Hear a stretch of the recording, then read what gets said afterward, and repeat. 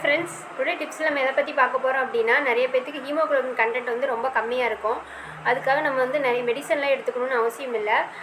சொல்கிறது சாப்பிட்டு வந்தீங்கனாலே haemoglobin content வந்து சரியாயிரும். அதாவது வாரத்தில் 2 நாள் முருங்கைக்கீரை சூப்பு, வாரத்தில் 2 நாள் பீட்ரூட் ஜூஸு, வாரத்தில் 2 நாள் திராட்சை ஜூஸு, வாரத்தில் 2 நாள் நெல்லிக்காய் ஜூஸு மாற்றி மாற்றி சாப்பிடுங்க.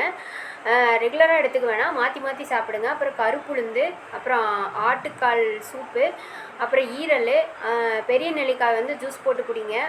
அப்புறம் பீர்க்கங்காயில் வந்து நிறைய அயன் கண்டென்ட் இருக்குது. அப்புறம் பச்சை பயிறு, அப்புறம் வந்து எள்ளு உருண்டை, அப்புறம் வந்து ராகி, அதுலேயும் வந்து நிறையா கால்சியமும் ஹீமோகுளோபின் கண்டென்ட் இருக்கும். இதை வந்து ரெகுலராக எடுத்துகிட்டு வந்தீங்கன்னா உங்கள் ஹீமோகுளோபின் கண்டென்ட் வந்து இன்க்ரீஸ் ஆகும். நீங்கள் நம்ம டேப்லெட்டே எடுத்துக்க தேவையில்லை.